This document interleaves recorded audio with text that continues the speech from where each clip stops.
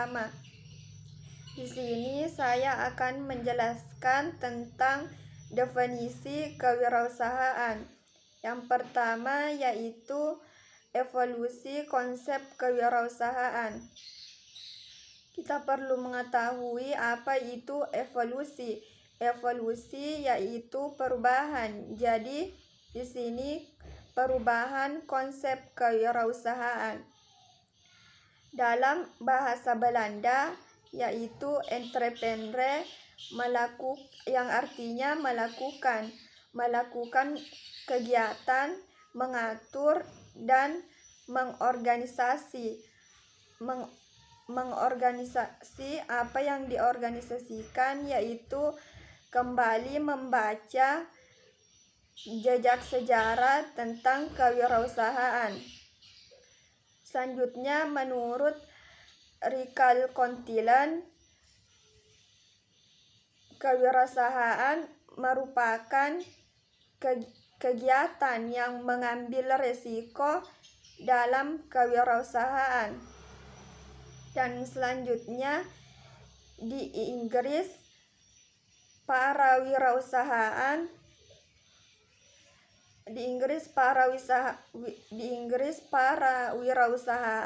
mengambil risiko dan menginformasikan tentang sumber daya kewirausahaan.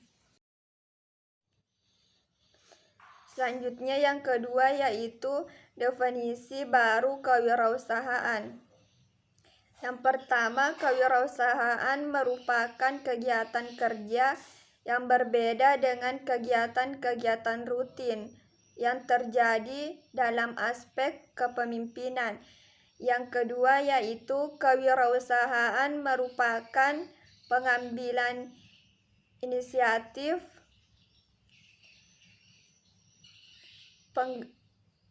pengorganisasian kembali dan pengambilan risiko dari kemungkinan gagal.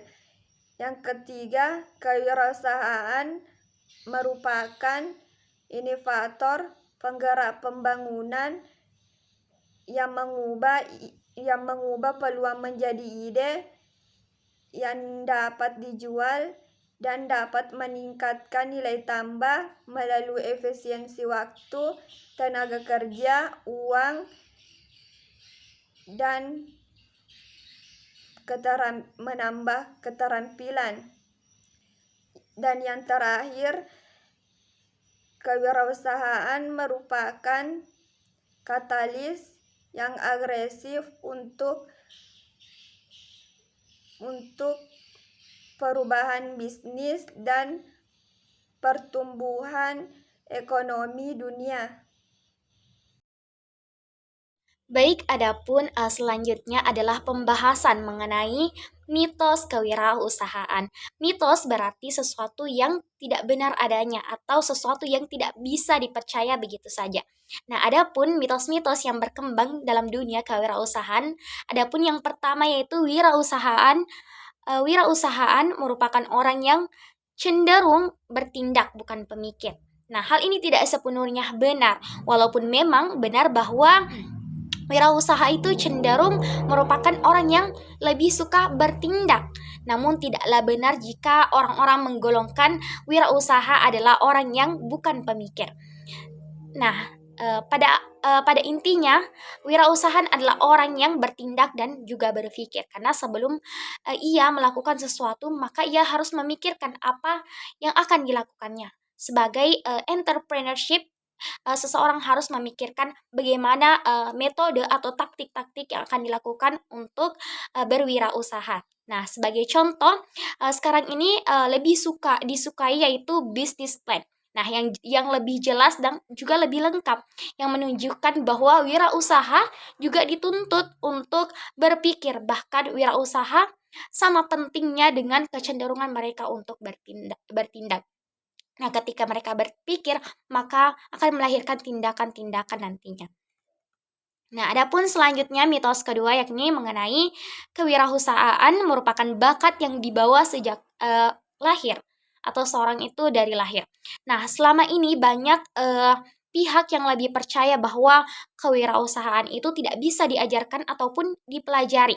Nah, sudah sejak lama bahkan masyarakat percaya bahwa ciri-ciri kewirausahaan adalah ciri-ciri seseorang yang dibawaan atau dari sejak lahir. Nah, ciri-ciri ini misalnya mencakupi itu agresivitas, berinisiatif, bersemangat, bersedia, menanggung resiko, bahkan memiliki kemampuan analisis yang baik dan terampil. Nah, hal ini tidak sepenuhnya benar bahwa eh, kewirausahaan itu dibawa sejak lahir, karena kewirausahaan itu dapat dipelajari kapanpun dan dimanapun. Bahkan orang baru yang baru untuk menjajaki dunia kewirausahaan itu bisa sekali untuk terjun dalam kewirausahaan. Hal ini berarti bukan kewirausahaan itu dibawa sejak lahir atau ada sejak lahir, tapi hal ini dipupuk dari kemauan kita untuk belajar. Nah, adapun mitos ketiga yakni mengenai wirausahaan itu mesti harus orang yang penemu baru atau menemukan hal-hal yang baru atau inventor. Nah, pemikiran ini muncul karena kesalahpahaman. Nah, memang dalam kenyataannya cukup banyak penemu ataupun yang kemudian penemu ini menjadi wirausahaan. Tapi hal ini bukan berarti penentu untuk menjadi wirausaha. Nah, sebagai contoh di Amerika, Ray Kroc bukan penemu makanan seorang Ray Kroc bukan penemu makanan cepat saji. Namun gagasannya yang inovatif bahkan mendorong McDonald's menjadi perusahaan cepat saji yang terbesar di dunia. Nah, hal ini bisa menjadi motivator bagi kita bahwa wirausahaan itu mesti orang-orang yang inventor atau penemu hal baru. Nah, adapun mitos keempat yakni wirausahaan cenderung gagal di sekolah maupun dalam pergaulan sosial. Nah, pandangan bahwa wirausahaan cenderung gagal di sekolah maupun dalam pergaulan sosial terjadi karena beberapa individu pengusaha ternyata berhasil membangun bisnis atau usahanya ketika dia di drop out dari sekolah ataupun ketika ia keluar dari sekolah bahkan setelah menyelesaikan program sarjananya. Nah, banyak kasus sejenis ini digelumbungkan sehingga muncul pandangan keliru bahwa mengenai wirausahaan ini. Nah, hal ini tidak sepenuhnya benar bahwa wirausahaan itu cenderung gagal di sekolah maupun dalam pergaulan sosial. Nah, menurut saya wirausahaan adalah orang yang sukses dalam pergaulannya karena ia dalam memasarkan produknya atau dalam mengembangkan usahanya ia memerlukan circle, baik itu circle dari pertemanannya, baik itu dari keluarganya ataupun orang-orang di sekitarnya yang pastinya terdahulu untuk diajak ataupun dirayu ataupun ataupun menjadi seseorang yang akan menikmati produknya yang untuk pertama kalinya. Nah, adapun mitos yang kelima yaitu wirausahaan itu dipandang sebagai orang yang memiliki ciri-ciri tertentu. Nah, banyak ditemui dalam tulisan maupun artikel yang memuat bahwa daftar ciri-ciri wirausahaan yang berhasil. Nah, ciri-ciri inilah atau dalam tuntutan ciri-ciri inilah seringkali tidak diperiksa keabsahannya ataupun tidak diperiksa kebenarannya. Nah, cenderung dihasilkan dari penelitian terhadap kasus-kasus tertentu dan seringkali tidak dilakukan dengan membandingkannya terhadap ciri-ciri orang-orang yang bukan wirausahaan. Nah, sekarang ini mulai dipahami bahwa besar sekali hambatan maupun kesulitan yang dihadapi dalam menemukan ciri-ciri wirausahaan maupun kewirausahaan yang dapat dianggap berlaku umum. Nah, baik itu dari kondisi lingkungannya, perusahaannya, maupun kewirausahaannya. Nah, ternyata hal ini saling mempengaruhi antara satu sama lain. Nah, sehingga memungkinkan untuk menjumpai ciri-ciri wirausahaan yang berhasil pada situasi yang berlainan. Baik itu misalnya dalam suatu bisnis, apakah di tempat ini ia berhasil, bisa jadi di tempat lain ia gagal karena tempat itu strategis untuk memasarkan produknya ataupun bisnisnya. Jadi ini tergantung dari juga kondisi lingkungan dan sosial. Nah, adapun mitos kelima yakni berkaitan dengan mitos keenam, ya hal ini berkaitan dengan yang mengatakan bahwa wirausahaan hanya tertarik pada uang. Ya, memang benar, salah satu tujuan dalam berwirausaha atau berbisnis adalah menghasilkan uang ataupun cuan. Nah, perlu diakui bahwa sebuah perusahaan membutuhkan modal ataupun uang agar bisa bertahan hidup ataupun dalam mengembangkan perusahaannya. Nah, memang benar banyak perusahaan yang gagal karena kondisi keuangannya yang tidak sehat atau kondisi keuangan yang mampet. Hal inilah yang menyebabkan wirausahaan akhirnya gulung tikar ataupun bangkrut. Nah, tetapi kenyataannya bahwa ketersediaan modal atau uang belum tentu bisa mencegah kebangkrutan sebuah perusahaan. Nah, tetapi hal ini didasari oleh keyakinan ataupun kemauan dari seseorang itu untuk belajar dan terus belajar. Karena memang mungkin kita mempunyai modal waktu, bahkan kita mempunyai ketersediaan untuk melakukan suatu usaha, tapi tidak dibarengi dengan ilmu untuk berwirausaha, itu hanya sia-sia. Nah, pentingnya di sini untuk kita memiliki ilmu entrepreneurship atau ilmu tentang kewirausahaan, bagaimana membangun sebuah wirausaha, bagaimana membangun sebuah bisnis ataupun taktik-taktik yang dilakukan dalam dunia bisnis. Nah, karena hal ini dapat terbukti dapat berhasil mengatasi kekurangan ataupun ketika kita kekurangan ide-ide akan sebuah bisnis ataupun kekurangan ide-ide akan produk apa yang akan dijual. Karena seringkali seseorang memiliki produk tetapi produknya itu-itu saja, tidak ada perubahan, tidak ada inisiatif atau inovatif dari owner ataupun seseorang yang membuat bisnis tersebut atau seseorang yang membuat produk tersebut. Nah, adapun mitos ketujuh yaitu keberhasilan wirausahaan tergantung pada nasib baik atau kemujuran. Nah, berada di tempat yang tepat pada saat yang tepat memang merupakan suatu keuntungan bagi seorang wirausahaan. Nah, tetapi kemajuran baru akan terwujud apabila persiapan seseorang sesuai dengan peluang yang ia hadapi. Artinya, persiapan itu berbanding lurus dengan peluang yang ia hadapi. Nah, apabila ia tidak siap, maka peluang itu akan hilang begitu saja. Nah, karena itu hanya wirausaha yang memiliki persiapan yang mencukupi dan matang yang akan mampu memanfaatkan peluang, sehingga kebanyakan orang itu melihat kejadian ini sebagai suatu kemujuran. Tetapi ternyata ada banyak proses di belakangnya, ada banyak keluh kesah yang harus dilewati tanpa untuk diperlihatkan oleh orang lain. Nah, adapun mitos ke-8 yakni mengenai ketidaktahuan merupakan berkah bagi wirausahaan. Nah, seringkali dikatakan bahwa terlalu banyak perencanaan maupun itu evaluasi justru akan membawa masalah, yaitu membuat kita memiliki banyak keraguan. Nah, banyak keraguan untuk bertindak ataupun menjadikan diri untuk berada di situ-situ saja, tidak maju ataupun tidak ada keinginan untuk berkembang. Nah, sehingga bisnisnya ataupun usahanya akan lumpuh karena tidak adanya pergerakan. Nah, di masa sekarang pernyataan itu tidak lagi berlaku karena pasar maupun dunia usaha sekarang itu penuh dengan persaingan. Nah, maka dari itu diperlukan pemikiran yang matang untuk menciptakan sesuatu produk yang bisa bersaing di pasaran. Jika kita sudah memiliki produk, namun produk itu perlu untuk diperbarui atau ditambahkan aksen-aksen yang dapat menarik perhatian seorang yang akan membelinya atau seseorang yang akan mengkonsumsinya. Nah, adapun yang ke-9 yaitu lebih banyak wirausahaan yang gagal daripada yang berhasil. Memang tidak dapat dipungkiri kita banyak melihat seseorang yang gagal dalam wirausahaannya, tapi tidak dapat dipungkiri juga banyak orang yang sukses karena wirausahanya.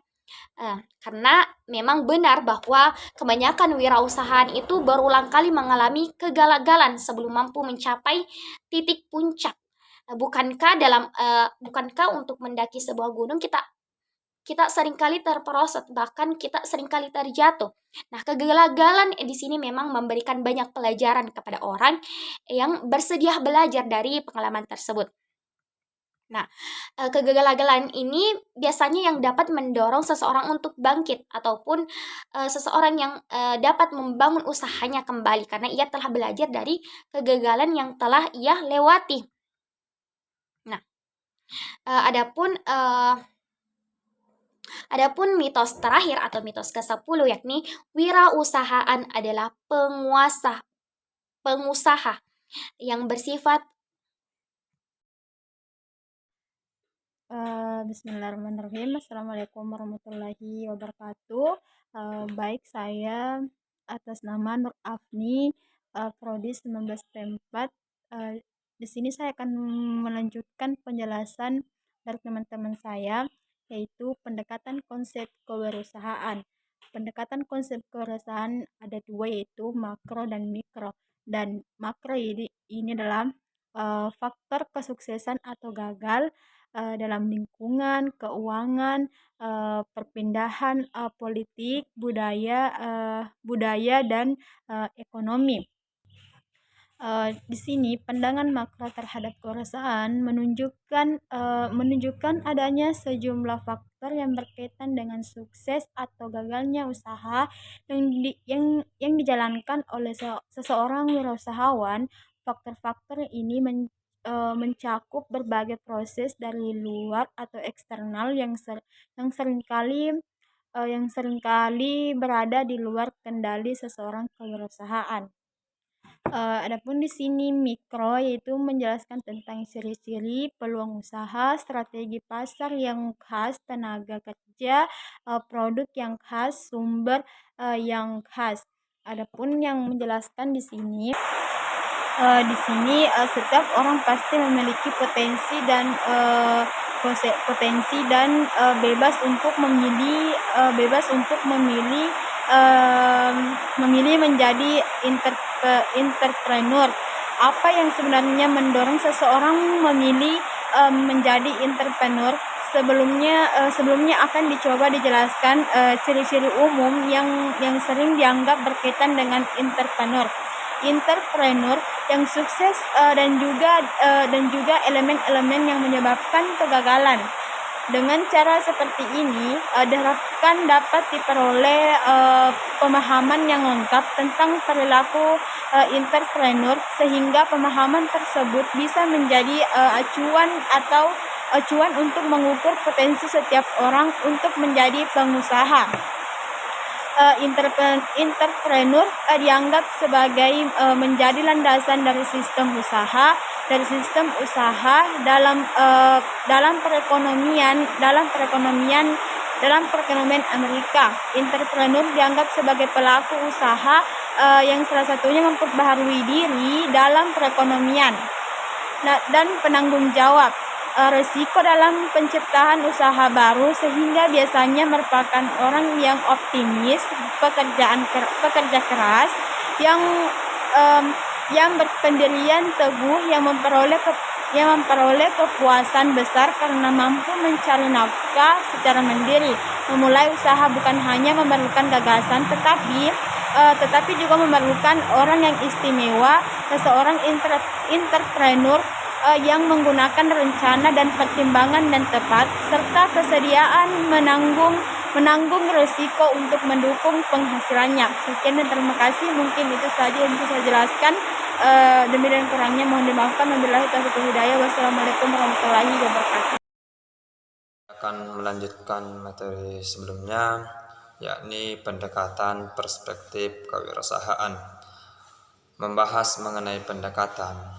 Dalam wirausaha itu perlunya ada pendekatan-pendekatan yang mesti kita lakukan agar usaha kita itu bisa bangkit atau bisa bertahan jangka panjang. mengenai pendekatan perspektif di sini ada 3 yang perlu kita pahami. Yang pertama, corak kewirausahaan, yang dimana corak kewirausahaan di sini kita harus mengetahui wirausaha apa yang akan kita buat. Kita harus memahami dulu coraknya bagaimana, harus menyesuaikan dengan kondisi dari lingkungan kita. Yang kedua yaitu jenis usaha yang dijalankan. Di sini juga kita perlu memperhatikan jenis-jenis apa saja atau usaha-usaha apa saja yang mau kita jalani atau yang mau kita kembangkan. Di sini perlunya adanya pendekatan antara pengusaha dengan lingkungan tersebut. Selanjutnya corak lingkungan. Di sini di mana corak lingkungan ini disinilah kita harus memperhatikan, mencermati dari lingkungan tersebut. Kita harus mengetahui apa-apa yang cocok atau apa-apa yang pas kita kembangkan pada lingkungan tersebut. Karena apabila kita menjalani sebuah usaha sesuai dengan tempatnya, insya Allah maka usaha kita akan berumur panjang, akan menjalani jangka yang panjang. Maka daripada itu perlunya kita memperhatikan 3 dari perspektif kewirausahaan tersebut. Maka daripada itu marilah kita senantiasa memperhatikan baik dari segi corak kewirausahaan atau jenis usaha yang ingin kita jalankan. Yang terakhir yaitu corak lingkungan. Baik, Assalamualaikum warahmatullahi wabarakatuh. Perkenalkan, nama saya Erpiani. Saya dari kelompok 19P4. Saya berasal dari kelompok 1 kewirausahaan. Di sini saya akan menjelaskan yaitu pendekatan pertumbuhan kewirausahaan. Pendekatan kewirausahaan merupakan cara lain untuk mengatasi kegiatan yang tercakup dalam kewirausahaan. Dalam pendekatan ini sebenarnya sudah banyak metode dan model yang dikembangkan dalam rangka menstrukturkan proses kewirausahaan. Tetapi pembahasan hanya ada 2 dilakukan terhadap 3 jenis pendekatan. Pendekatan yang sifatnya lebih tradisional yaitu pendekatan